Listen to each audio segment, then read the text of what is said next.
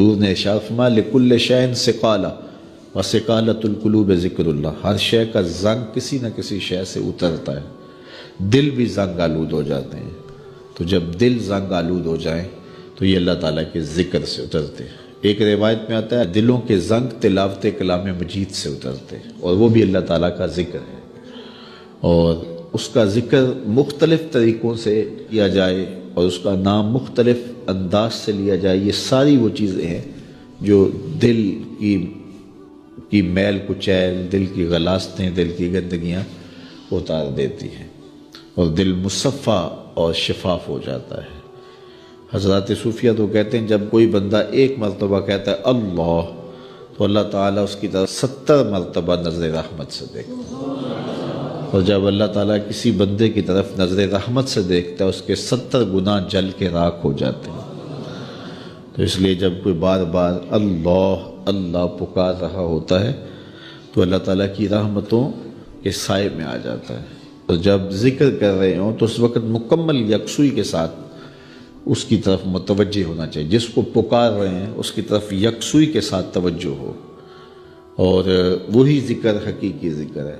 حضرت شیخ فرید الدین عطار علیہ رحمہ فرماتے ہیں ہر عضو بدن کا الگ ذکر ہے، زبان کا الگ ذکر ہے، آنکھوں کا الگ ذکر ہے، کانوں کا الگ ذکر ہے، ہاتھوں کا، پاؤں کا، دیگر اعضائے بدنیاں کا الگ الگ ذکر ہے۔ اللہ کی نشانیوں کو دیکھنا یہ آنکھ کا ذکر ہے، استماع قول حق یہ کان کا ذکر ہے، قرآن مجید کی تلاوت کرنا، اس کا نام لینا یہ زبان کا ذکر ہے، دکھیوں کی مدد کرنا یہ ہاتھ کا ذکر ہے، نیک مجالس کی طرف چل کے جانا، مسجد کی طرف سفر کرنا یہ پاؤں کا ذکر ہے۔ تو مختلف اعضائے بدنیاں کا مختلف ذکر ہے، اور ہر وقت جو ہے وہ ذکر کے اندر انسان لگا رہے اور رب کی یاد کے سائے میں اپنی زندگی گزارے۔ یہ اس کی روح کی غذا ہے جو اسے باہم پہنچتی ہے، پھر اس کی روح مرتی نہیں ہے، اس کی روح جو ہے وہ شاد اور آباد رہتی ہے، بیمار نہیں پڑتی، روح کے اوپر زنگ نہیں چڑھتا، وہ پاکیزہ اور مطہر رہتی ہے۔ تو مجھے اور آپ کو اپنی روح کا سامان کرنا چاہیے اور اللہ کا ذکر پوری یکسوئی کے ساتھ، پوری توجہ کے ساتھ، پورے انہماک کے ساتھ۔ ہمارے صوفیاء نقشبندیہ تو کہتے ہیں جب سالک کہے اللہ، تو جب یہ بندہ پکار رہا ہوتا ہے رب کو، تو رب بندے کی پکار کو سن رہا ہوتا ہے۔ یہاں ایک سوال بھی کیا جاتا ہے، کچھ لوگ ذکر مجرد پر یہ بات کرتے ہیں کہ جب آپ کہتے ہیں اللہ تو اس کے بعد کچھ نہیں کہتے، پھر کہتے ہیں اللہ، پھر کہتے ہیں اللہ، تو جب کسی کو پکارا جائے تو پھر اس کو غرض بھی بتائی جاتی ہے نا۔ آپ مجھے آواز دیں، میرا نام لے کے، تو میں متوجہ ہو جاؤں گا آپ کی طرف، تو پھر آپ مجھے کچھ کہیں گے نا کہ جناب ہم آپ کے پاس آئے ہیں ٹائم لینے کے لیے یا کوئی اور غرض کے لیے، کسی اور مقصد کے لیے، تو وہ آپ غرض بتائیں گے مجھے۔ تو اگر آپ مجھے آواز دیں، مجھے رضا ثاقب کہہ کے پکاریں اور میں آپ کی طرف توجہ پذیر ہو جاؤں، آپ پھر دوبارہ کہیں رضا ثاقب، تو میں پھر کہوں گا جی، آپ پھر کہیں، تو 2-3 بار کے بعد میں اکتا جاؤں گا کہ میاں بات بھی آگے کرو، مجھے پکار رہے ہو بار بار تو بتاؤ کیا کہنا ہے۔ تو کچھ لوگ اس پہ قیاس کر کے وہ کہتے ہیں جب پکارا جاتا ہے اللہ تو اس کے بعد تم اپنی غرض ہی بیان نہیں کرتے، پھر کہتے ہو اللہ، پھر کہتے ہو اللہ، تو کچھ کہو بھی نا۔ تو ہم اس کا جواب یہ دیتے ہیں کہ میں اس لیے پوچھتا ہوں کہ میاں کس لیے مجھے آواز دی ہے مجھے پتہ نہیں، اس لیے میں پوچھتا ہوں۔ لیکن جب بیٹا، بچہ ماں کو کہتا ہے امی، تو ماں کو پتہ ہوتا ہے اسے دودھ چاہیے، سردی لگ رہی ہے اسے لحاف چاہیے، اس نے واش روم میں جانا ہے، اس کی کیا ضرورت ہے۔ ماں کو پتر کی ضروریات کا پتہ ہوتا ہے، بیٹے نے صرف اتنا کہنا ہوتا ہے امی، آگے امی کو پتہ ہے اس کو کیا دینا ہے۔ تو بندے کا رب کو پتہ ہے اس کو چاہیے کیا، بندہ کہتا ہے اللہ، رب کو پتہ ہے میرے بندے کو کیا چاہیے۔ اے دلوں کو پھیرنے والے، میرے دل کو اپنے دین پہ ثابت رکھنا۔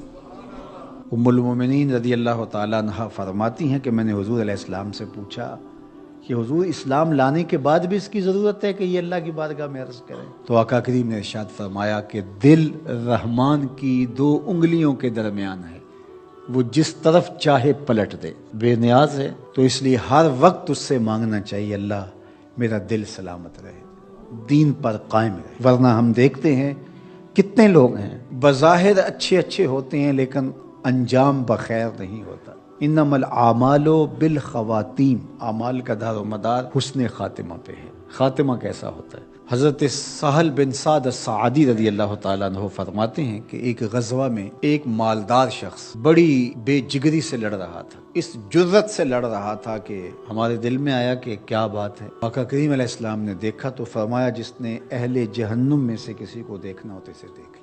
بڑی حیرت ہوئی۔ ایک صحابی کہتے ہیں میں اس کے پیچھے ہو گیا کہ حضور علیہ السلام نے جو فرمایا ہے کوئی وجہ ہوگی تو میں دیکھوں ماجرا کیا ہے۔ تو کہتے ہیں جب وہ لڑتے لڑتے زخمی ہو گیا تو اس نے اپنی ہی تلوار کو اپنے سینے میں یوں رکھ کر کے اپنا وزن اس اوپر ڈال دیا اور دو کندھوں کے درمیان سے تلوار ادھر نکل گئی اور یوں خودکشی کر لی۔ تو کہا کہ بندہ ساری زندگی نیکیاں کرتا ہے، لکھا ہوا غالب آ جاتا ہے اور پھر آخر اچھا نہیں اس کا رہتا۔ اور کتنے ایسے لوگ ہیں کہ جن کا ماضی بہت بھیانک اور برا تھا لیکن آخر ٹھیک ہو جاتا ہے۔ تو اس لیے ہمیشہ اللہ سے انجام بخیر کی دعا مانگو۔ یا مقلب القلوب ثبت قلبی علی دینک، اے دلوں کو پھیرنے والے ہمارے دلوں کو دین پہ ثابت رکھنا، کہیں ایسا نہ ہو کہ ہمارا انجام ٹھیک نہ ہو، انجام ہمارا ٹھیک ہونا چاہیے۔ حضرت ابی ملیکہ رضی اللہ تعالی عنہ فرماتے ہیں میں 30 اصحاب رسول سے ملاقات کی ہے، میں نے سب کو فکر مند پایا ہے انجام ٹھیک ہو جائے۔ جنہوں نے اپنی آنکھوں سے حضور کو دیکھا وہ بھی ڈر رہے ہمارا انجام ٹھیک ہو جائے۔ رنگا رنگ سہیلیاں پرن کڑے، پر پریا اسدا جانیے جسدا توڑ چڑھے۔ ہمیں ایک اور دعا ترغیب دی گئی قرآن مجید میں اہل ایمان کو، اور وہ کیا؟ ربنا لا تزغ قلوبنا بعد اذ ہدیتنا وہب لنا من لدنک رحمہ انک انت الوہاب۔ اے اللہ ہمارے دلوں کو سیدھا کر دینے کے بعد دوبارہ ٹیڑھا نہ کرنا۔ یہ دل سیدھے ہیں تو سیدھے ہی رہیں، یہ کبھی دوبارہ ٹیڑھے نہ ہوں۔ یہ نرم ہیں تو نرم ہی رہیں، کہیں پتھر نہ ہو جائیں۔ ایمان کے نور سے جگمگا رہے ہیں اللہ، یہ جگمگاتے ہی رہیں، کہیں دوبارہ ان میں ظلمتیں نہ آ جائیں۔ لا تزغ قلوبنا بعد اذ ہدیتنا، ہمارے دلوں کو سیدھا کر دینے کے بعد دوبارہ ٹیڑھا نہ کر دینا۔ وہب لنا من لدنک رحمہ، اور ہمیں اپنی جناب سے رحمتیں عطا کر دے۔ انک انت الوہاب، تو وہاب ہے، اپنے کرم سے اپنے فضل سے ہمیں مالا مال فرما دے۔ تو میری دعا ہے اپنے لیے سب سے پہلے اور آپ سب کے لیے اور اپنے جملہ دوستوں کے لیے، پیر بھائیوں کے لیے، سب ملنے والوں کے لیے کہ اے اللہ ہم سب کو ہمیشہ ثابت قدم دین پہ رکھنا، آخری ہچکی تیرے نام پہ آئے، تیرے محبوب کی غلامی میں آئے، ہم سب کا خاتمہ ایمان پہ۔ ایک ایک کر کے دوست ہم سے جدا ہو رہے ہیں، ہم بھی اس دنیا پہ مستقل رہنے والے نہیں ہیں، کوچ کر جانے والے ہیں۔